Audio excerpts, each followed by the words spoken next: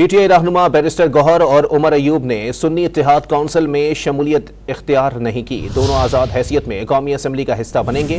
مزید جانتے ہیں ڈان نیوز کے نمائندے عبداللہ محمد سے۔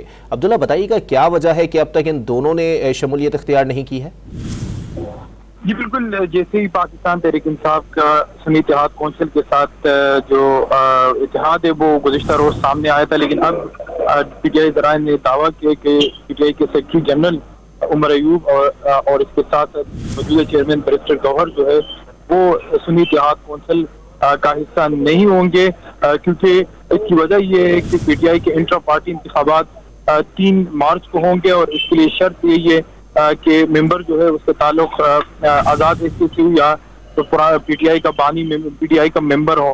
تو اس سلسلے میں ہمارے ذرائع نے تصدیق کی ہے کہ دونوں رہنما جو ہے وہ سنی اتحاد کونسل کا حصہ نہیں ہوں گے، بلکہ وہ آزاد حیثیت میں ہوں گے اور قومی اسمبلی میں آزاد حیثیت میں رہیں گے۔ جی بہت شکریہ عبداللہ اپڈیٹ کرنے کے لیے۔